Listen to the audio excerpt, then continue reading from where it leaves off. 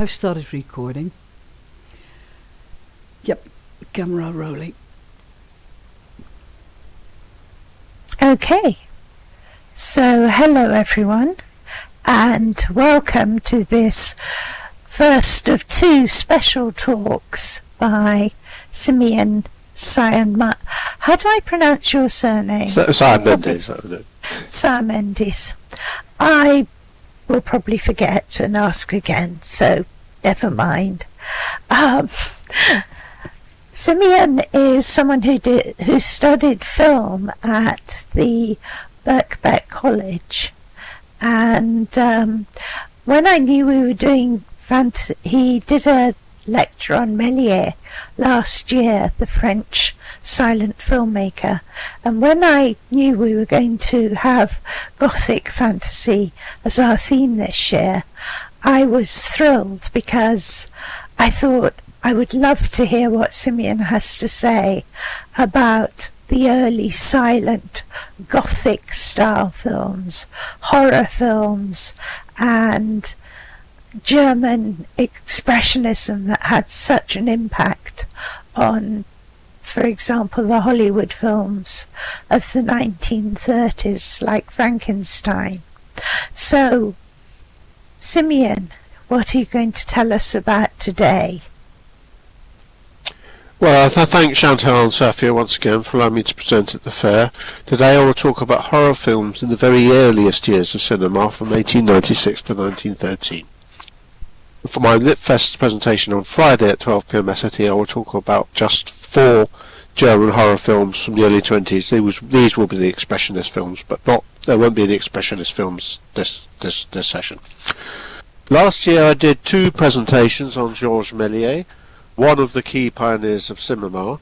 For the benefit of those who were not here last year and may not have heard him, he was one of the pioneers of early cinema. He was born in Paris in 1861 and had a French father and a Dutch mother.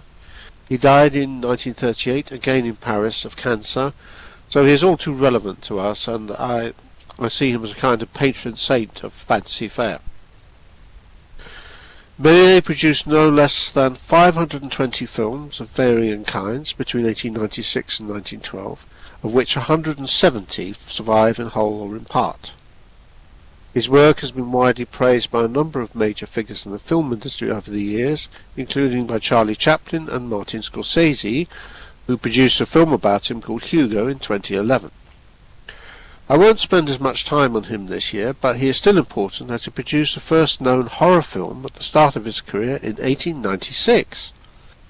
It is entitled Le Manoir du Diable, The Manor of the Devil. It was thought to be lost until the late 1980s, when rediscovered in New Zealand. It has a Faustian theme, and the main character is Mephistopheles from that legend, though unlike in a couple of other films we're doing today, nobody makes any pact with him. However, 2 unsuspecting visitors do come to his castle and are then subjected to all manner of horrors. I showed this film last year, but given its relevance and historical importance, it is certainly worth showing again. And if you would like to put that one up on the screen now. Okay, will Chantal. do. Yes, I'm feeding the... Camera's rolling. Yep. Okay, I've put it in the big screen. Let's watch it together. So I say 1, 2, 3, double click on the screen. And for those who can't see, here is the direct link.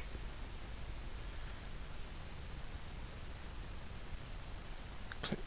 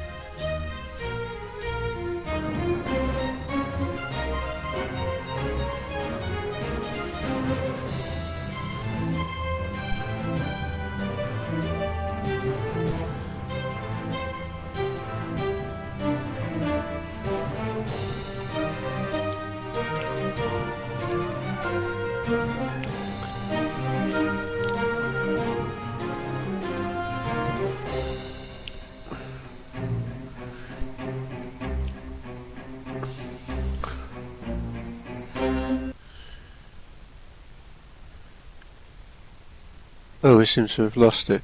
Yeah. I think a lot of people... That's a pity.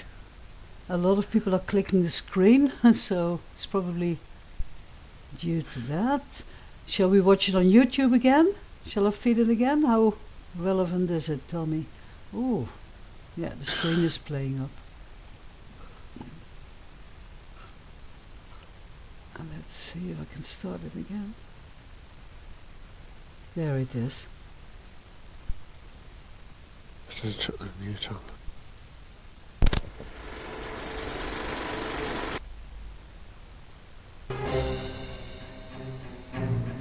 If you start it and just move the slider till about halfway. It's about halfway, yeah. Yeah. I'm doing that now for the stream, so that, yeah.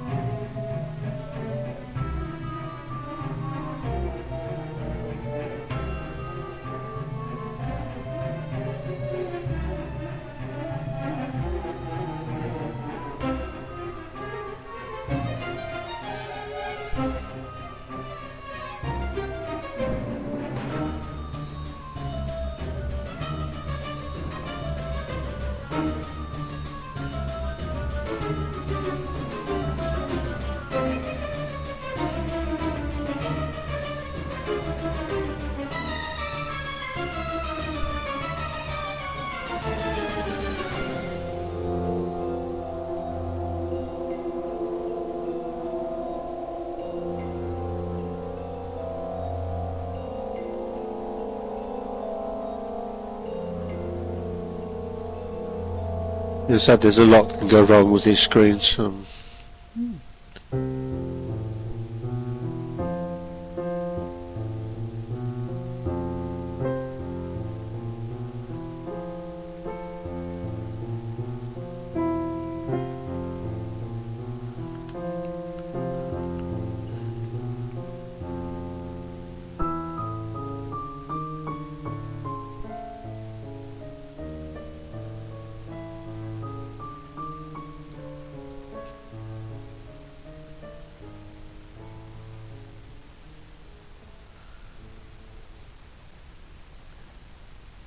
Okay.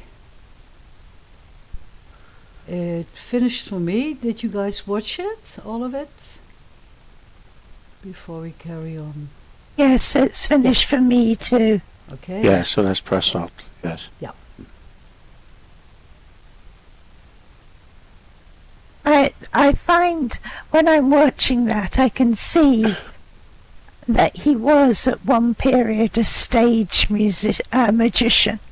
Oh yes, yes. I didn't mention that, but yes, that was his profession before that. Yeah, but he was able to use that, I think, to get some very sophisticated techniques. Indeed. Anyway, we better press on. Méliès went on to produce many other films with a horror, in inverted commas, theme, but like the film I have just shown, all of them are intended to be humorous rather than scary, much as in later times Carry On Screaming and the Rocky Horror Picture Show are intended to be comical rather than as horror films as we normally understand them. Titus Méliès films such as The Merry Frolics of Satan indicate that. The French title of that film was Les 400 Faces du Diable, the 400 Tricks of the Devil, which is what it is in French. And it was released in 1906. It's about 20 minutes long, and there won't be time to play it all today. However, I can show you the second half of the film. The film also had a Faustian theme. In this film, Méliès himself plays the devil. The colour is original and would have been painted on the frames one by one, a very delicate and painstaking task. Unfortunately, we do not have colour through all of the film, as no full version with colour has survived. The film begins with William Crackford, an English engineer, and his assistant John working in their workshop. They are invited by a visitor to see a magician by name of Alcove Rispas. They go to see him. Crackford tells the wizard he wants to go around the world at full speed. The wizard then makes some magical pills which can produce helpers. Crackford wants the pills, and the wizard says he wants no money for them. He simply wants them to sign a document. This is surely a too good to be true offer. He signs it hurriedly and does not read the document properly. It is in fact a Faustian pact, selling his soul to the devil, who in fact is this wizard in disguise. Only after Crackford and John have left does the wizard change his appearance into a red devil. Crackford then uses the pills to create helpers, who then build a fast train for him and his companions. He sets off on a journey from England onto the continent. There is an accident when they get to the Alps, and they lose part of the train and some of their companions. In the second half, which I will show you, they arrive in Italy and are welcomed by a seemingly friendly innkeeper. We shall see now what happens next. Is the innkeeper all that he seems? Will they now be settled and have a nice meal at the inn? There are plenty of kitchen staff after all. Where do they go next, and how do they travel? Does good triumph over evil, or does the devil have his wicked way with Crackford? Okay, so I start the film, but we go to the second half, you say? So Yeah, halfway? I've got out. Yes, I'll give you the link. This is the link. Here. Hold on. What's going on? I can feed the screen with it if you want. Ah, okay. That's it. And that should drop us in at the second half. Yes. Oh, Yeah, perfect. it is. I'd add 600 seconds. That's Mhm. a whole 10 minutes. Okay. I'm struggling with chat. So the link you gave me in the note card is the same? Yes, it's 600 seconds. If it's got 600 seconds, it's the right link. If it hasn't got that, that's a full film, which we haven't got time to watch. Ah. Oh, the link is invalid, so we have to go to your direct link anyway. Yeah. Let's see. And copy that. Bear with me, I'll have it in a second.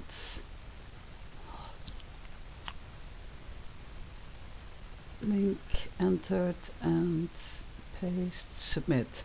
Here we go, it should be there. 3 and click the screen. And here we go. Is it playing for you?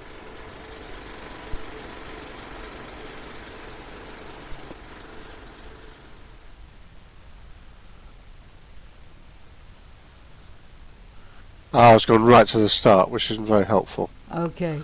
Yeah, it'll work We in need to go YouTube. fast forward about 10 minutes. Yes, fast In forward. YouTube it works. It goes, if you go onto your YouTube browser, it works and goes straight on. Mhm. It's the first 10 minutes. We skip the first 10 minutes. Okay, that should be doable. Also on the screen you can move the slider. So, is my voice gone? Yeah, okay.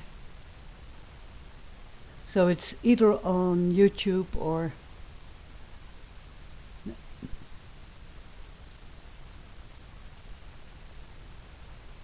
Okay, shall we?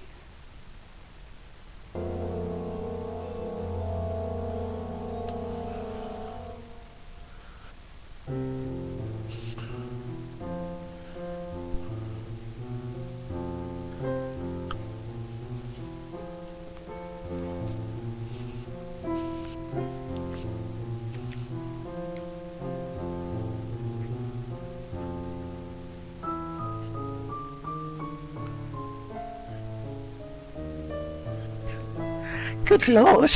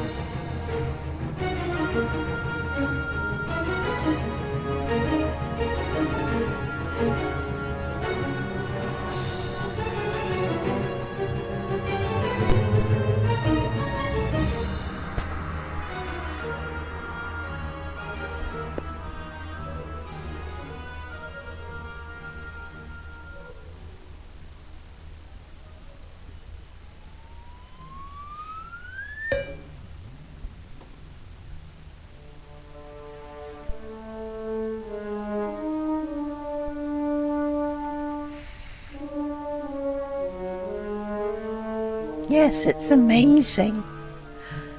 All of those frames being hand tinted.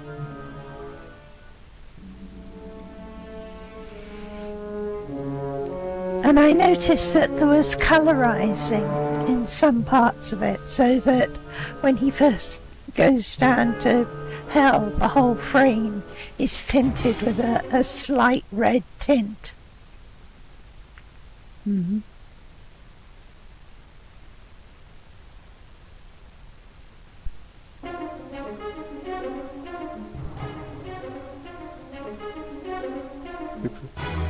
So, sort of move on to the next section now. Serious horror films only began to emerge towards the end of the 1900s and in the early 1910s, particularly in the USA. These included 3 adaptations of Robert Lewis's Jekyll and Hyde, produced in 1908 and 1913. Carl Laemmle was the producer and one of the director of the last of these. He went to become the owner of Universal Pictures, which produced a famous Frankenstein film of 1931 with Boris Karloff playing the monster. He did not do a Frankenstein film in this period, though, but another director did this in 1910. Dawley had previously worked under William S. Porter, an important figure in the development of cinematic techniques. This was the first known adaptation of Mary Shelley's novel. This was a time of major changes of the film industry. It included greater monopoly control and production of much longer films, including those of feature length lasting more than an hour. A previously obscure locality on the edge of Los Angeles called Hollywood became the focus of much filmmaking after 1910, whereas before New York had been an important centre of filmmaking. I'm going to have to skip some of this actually, because we need to press on. Because films became much more popular because they're very cheap. 5 cents, you paid for something like 5 cents, and that's equivalent to $1.70, which is a lot less than you'll pay for a cinema ticket now.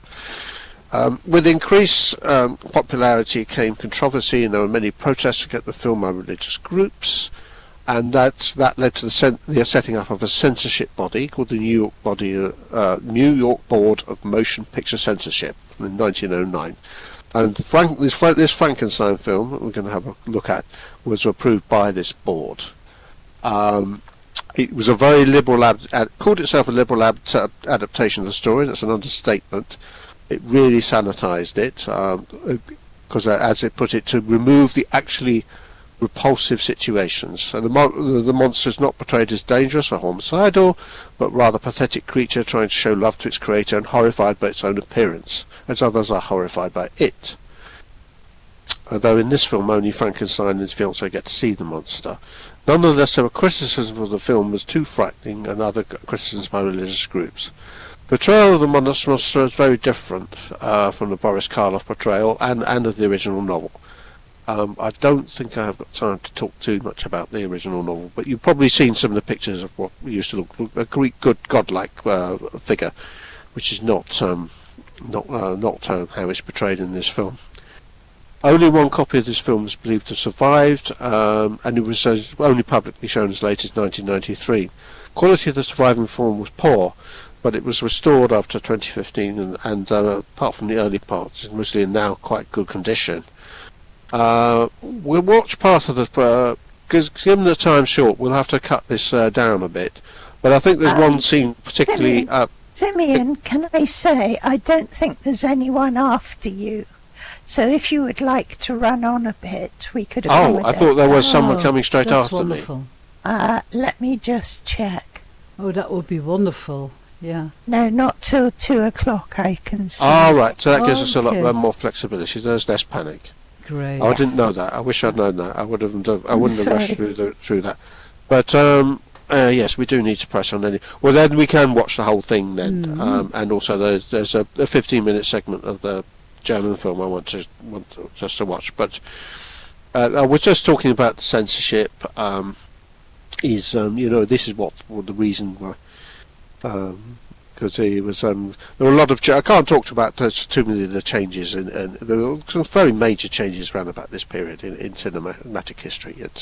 This is the end of what they call early cinema from about 1908, and there's a very rapid change But this isn't a particularly distinguished example of it, but it's got historic importance because it is the first ever portrayal of Frankenstein in the cinema, and so I think let's have a look at it then. I said we skip. I did actually try to skip the first minute or so, but it doesn't particularly matter. We can watch the whole thing. Okay. Okay, I'm feeding it now. Yes, I will put the URL in chat, promise. I see the player, so let's watch. 1, 2, 3. Click the screen, and here's the direct link.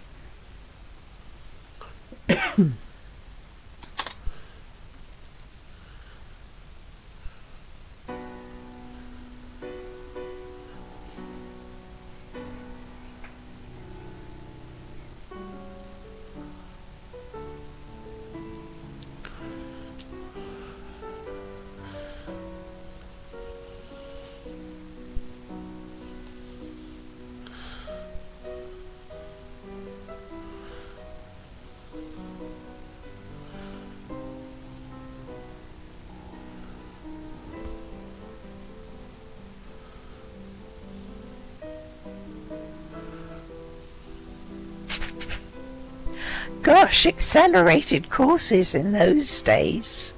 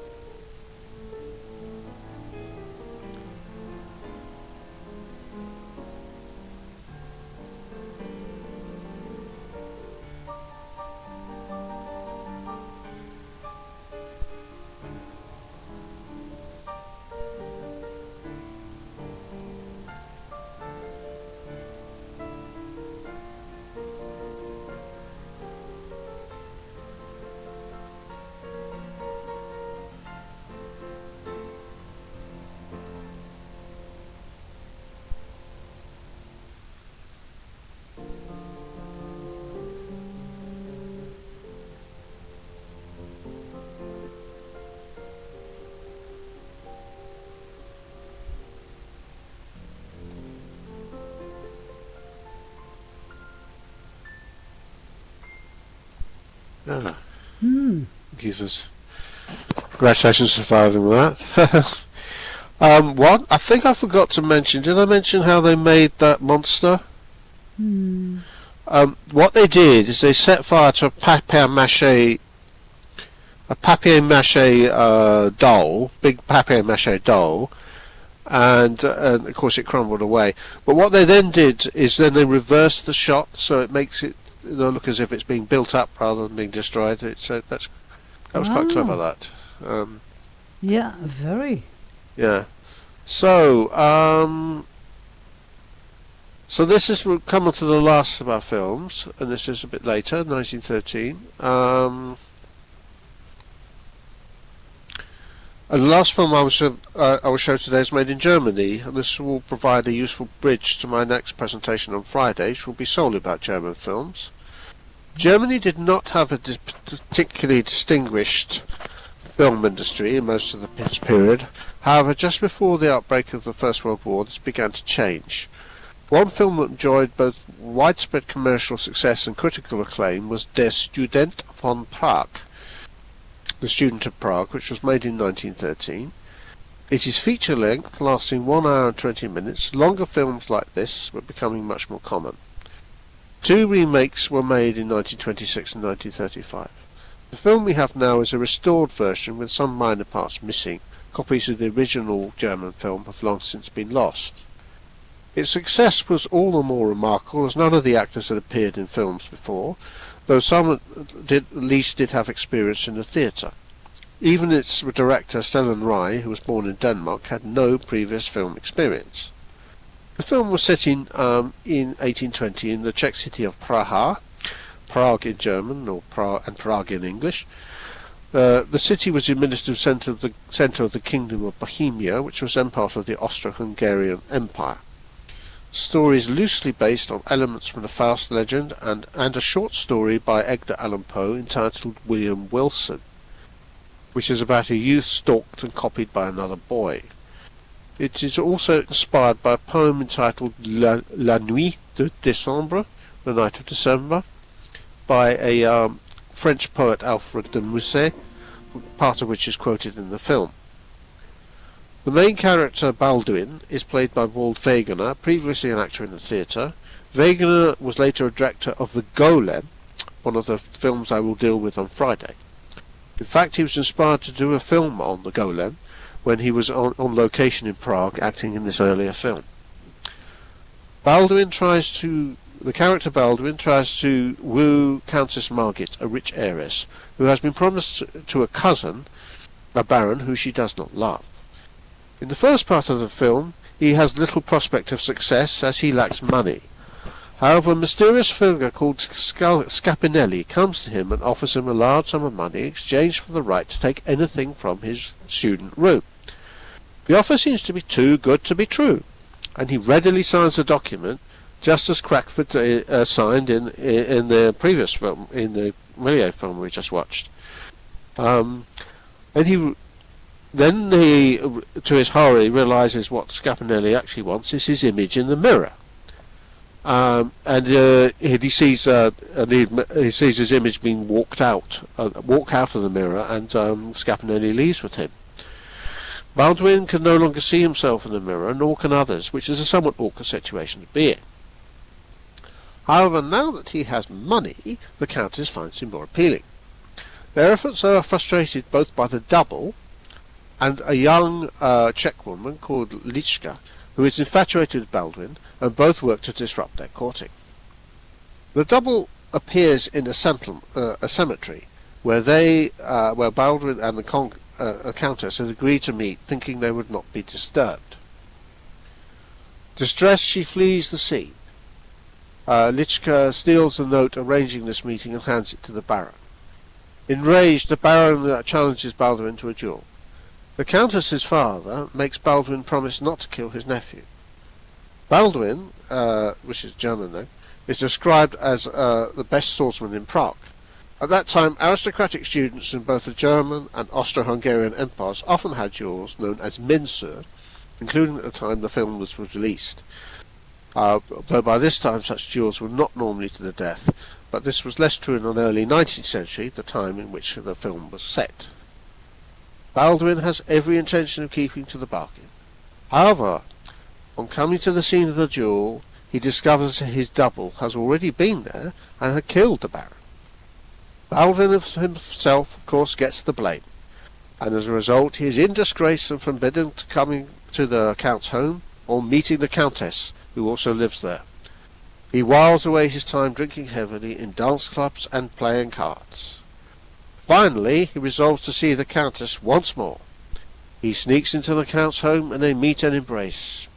So, does love triumph? Do they live happily ever after? What could possibly go wrong? I will now show the last 15 minutes of this film, so you can watch carefully. You can all find out what happens next. Are they ready for that last 15 minutes? Okay, yeah, I'm feeding it to the screen. There we go. Yes. I'll give the link in chat as well. Let's go. 1, 2, 3. Click the screen. And here's the direct link. Because it should be for about 1 hour and 8 minutes. Yeah, this is... If people have to fast forward. Yeah. I think this is at 4,075 seconds. And you see them embracing. Yeah. Yes, the embrace is the first scene. Okay. Because the whole film's 1 hour and 20 minutes.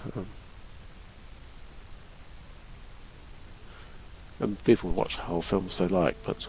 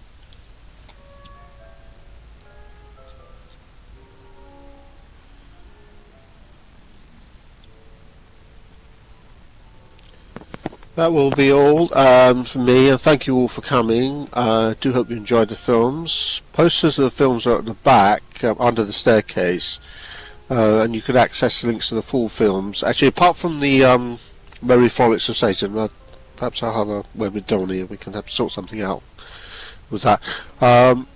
Plus the 4 German films I will talk about on 12 PM SLT on Friday. I hope you can all make that presentation too. And do we have a discussion, or if anyone wants to stay? Yes, does anyone have any questions for Symeon or want to discuss any points raised by those films?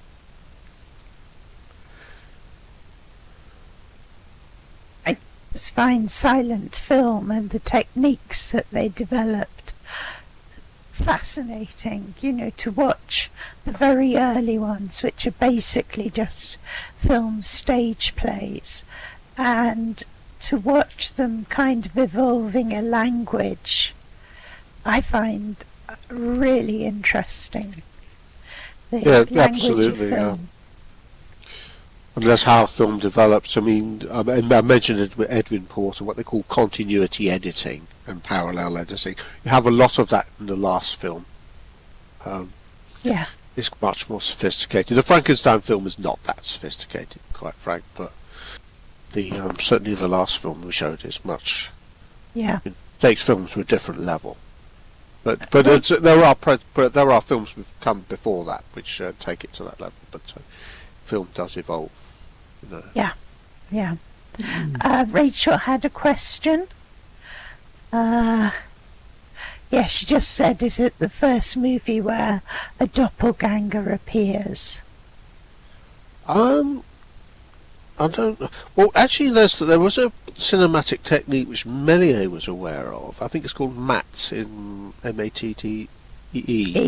Yes. Yes. It's where you can actually have two of the same people in the same shot. So that's quite an old technique. Méliès was quite clear of that. You also see that in the you have the Frankenstein monster in the mirror, but not in front of it, and all these strange things. There are certain techniques which but I'm actually a doppelganger. I'm not sure whether it's as a character. I'm not entirely sure.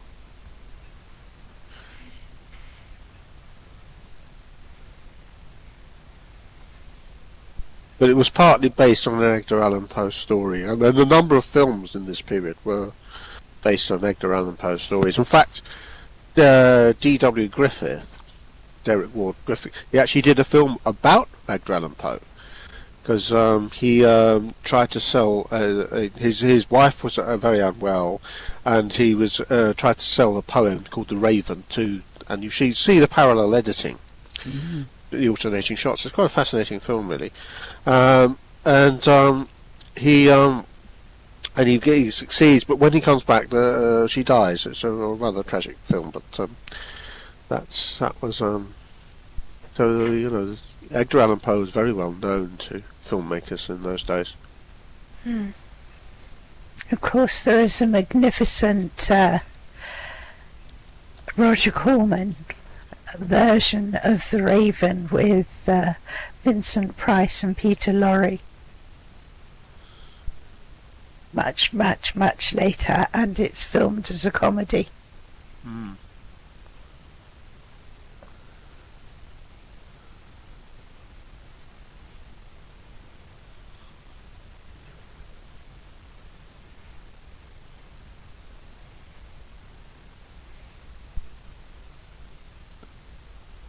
Epic, what was your question? 2 candles in the end.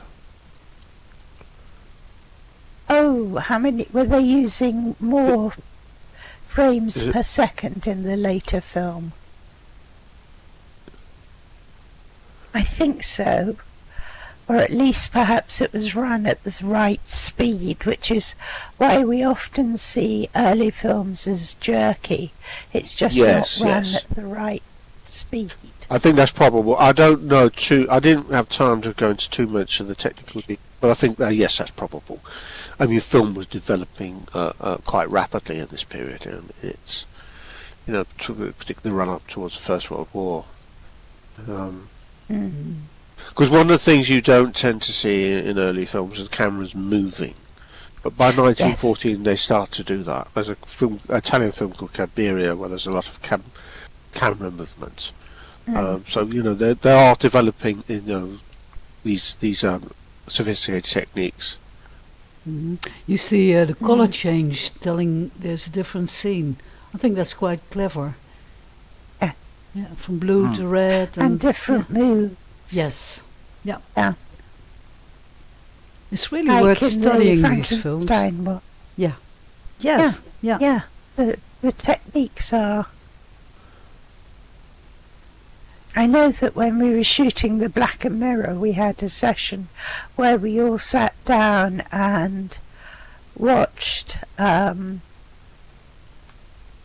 Lady Vanishes, the Hitchcock film, together and discussed the techniques in it, and as a result we used some of those techniques in making the series. Well, it's good to know your history, and actually studying these films, you can look, that's an old movie, but if you really look at it and the techniques and analyze it, yes, there's so much in it. Yeah, I agree. Indeed, yes. So they're so innovative in this. Yes. Yeah, the way they used everything with the technique of the day. I mean, a lot of the filmmakers today don't use everything that's there. And they did in these films. Anything they could think. They were so creative, yeah. Yes, I think technology can make people lazy, it can do. Yes, exactly. That's what I mean. Spot on, yeah. I know with Griffiths, W.G. Griffiths, although the plot lines of some of his films are pretty repellent, the techniques he developed were amazing. But we actually have one.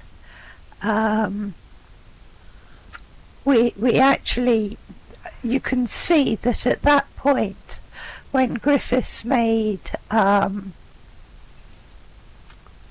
what's it called, the really Birth of a Nation, they hadn't yet mastered the technique of crossing the line, and it's in black and white, so you can't tell. You have a battle sequence, huge battle sequence, hundreds of extras, and you have the two armies charging at each other, and then you get another angle, but you can't tell which is which because they don't have the concept that you mustn't cross the line. And yeah, it's very hard to understand what is actually going on. Yeah, some of these films can be very confusing. Because I much prefer his film Intolerance. I mean, the theme of it, apart from anything else, is against injustice, or rather supporting injustice. Well, that film, a 1916 film, Intolerance, has actually bankrupted him. His career never really recovered because he lost so much money. Although it was a very popular film, it just didn't make the money because of the costs were so huge. He used a lot of there was a whole school of filmmaking, Italian filmmaking, where they had incredibly the sword and sandals type films, where they had these incredibly great sets and things, and sort of rebuilt Roman arenas and that kind of thing. And Griffiths, I believe, hired quite a few of the set workers who had worked on those Italian films and shipped them over to America to do the Intolerance sets. I mean, yes, the three countries in the run-up to the First World War which had the most successful, powerful film industries were the USA, obviously, and Italy, but also France actually was very dominant. Even within USA, a lot of the French Pathé, the company Pathé, had a lot of control over the film industry. It's only the First World War that did break the power of the French film industry. The Hollywood didn't really become dominant until after the First World War, but the French film industry was very powerful. But Méliès got somewhat sidelined because he was a bit outside of the main companies. He had to go in with them, but that was more or less the end of his career when that happened.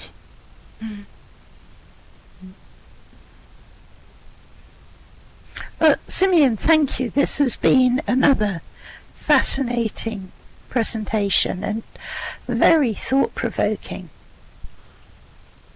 Aye, for sure. Yeah. Yeah, thank you. Thank you everyone for coming, We've got to have you back next year to do another one. Yeah. We'll have a talk about that. I'm sure you'll come with another big idea about what I should do,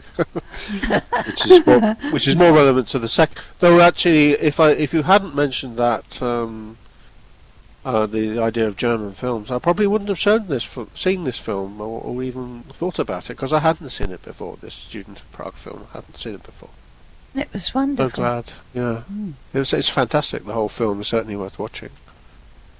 So I'm just going to say that, of course, all of these events at the Litfest and the FILMFEST and the Theatre Fest are in support of Relay for Life, and you will find a couple of kiosks at the back of the hall, the entrance where you came in, and I would be really grateful if you could drop some lindens in as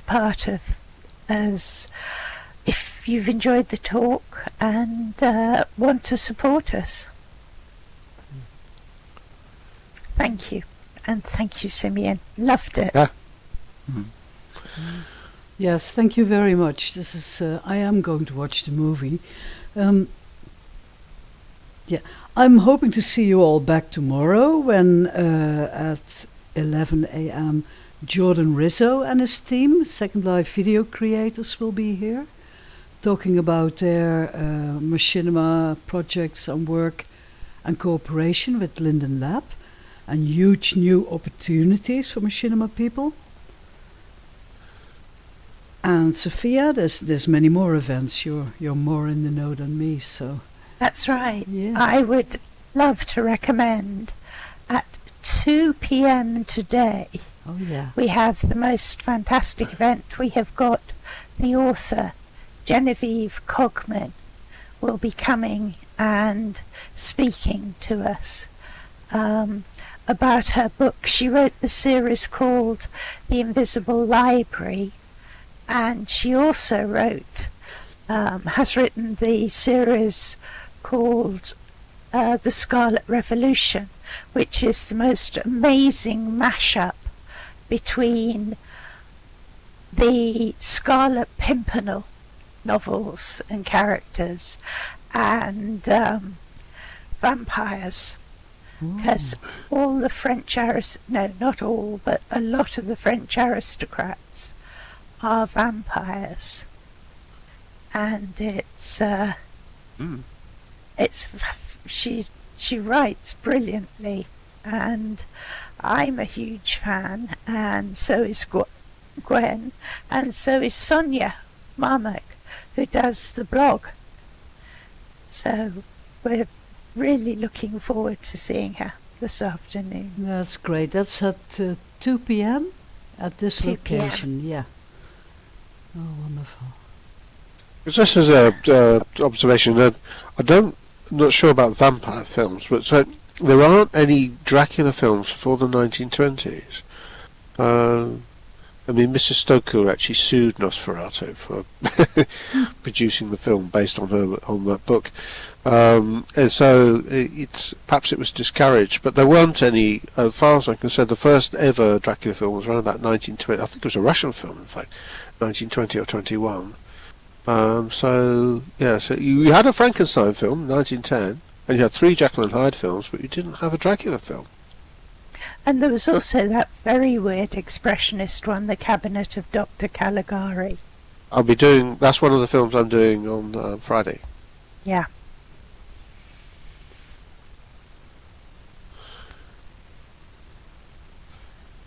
Right, well, thank you very much.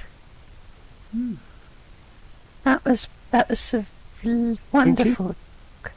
Thank you for having me. See a lot of you back again at 2 p.m. Yep, and Friday for Symeon's next presentation talk. So, and Machinima FILMFEST, of course, tomorrow, 11 a.m. with the Second Life Video Creators Group. So, thank you, everybody. I want to say, if any of you here are planning a produce from the Wafflies, we've had some questions about AI, and we really want you to avoid AI where possible. The danger of it is that if you use an AI engine, things that you film may then be scraped and used by whoever wants to use them, which, would be a great pity. Yeah. I mean, the whole thing, in my opinion, of AI, the whole thing's been hyped, quite honest.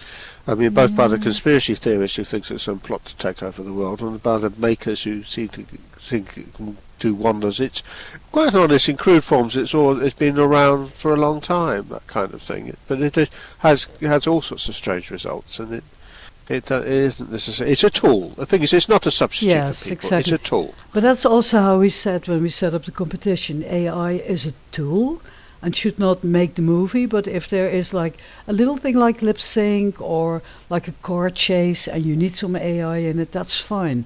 But do not make it's a machinima contest. Yeah. It's not It's AI. not where I can get as many pieces of AI as possible. No. Yeah, it should never be noticed, actually. If you need some, to perfectionize your movie or to add a little bit extra, fine, we can do that. But an AI movie about a fair, I mean, the fair is pretty enough. Come on, we don't need AI to change it into anything else. So, yeah. I mean, artificial intelligence is not very intelligent. That's why. Yeah. Well, it can be, but in movie making, I've not seen many things I'm impressed with. Some, yes, it's possible. I mean, in the medical field, it can be very useful, and helaas also in warfare, it will be used a lot. But in movie making, it's still developing. It's in the early stages. So I wouldn't go that way if I want to win a competition. No. Yeah. And of course, the deadline is Sunday midnight. So, and we have our first movie entered. Yeah, good luck. Good luck to all the contestants. Yes. Yeah. I look forward to seeing those entries. Drop by next week. We'll be showing them every evening at 11 a.m. and talking to the filmmakers and, of course, the Golden Wafflies at May the 3rd, Saturday, with after party. That's going to be grand.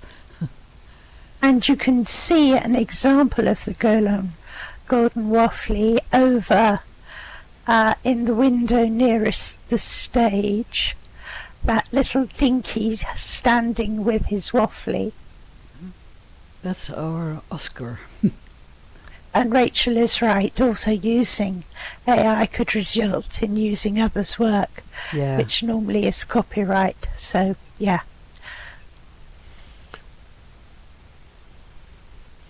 Right. Thank you everyone for coming. I'm going to go and grab some food before my next session at 2 o'clock. Okay, I'll do the same. Good idea. Yeah. I Food. need to carry on my preparation for my next session. I haven't finished it yet, so I've finished my preparation. So. Okay, well, you've got 2 days. A little less, but yeah. Yeah. Nice. Thank you so much, Symeon. This was so interesting. I've enjoyed the hour, more than enjoyed. I'm glad. Thank Great. you.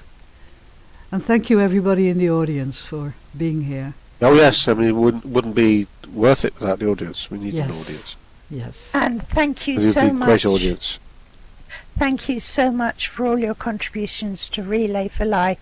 It's really appreciated.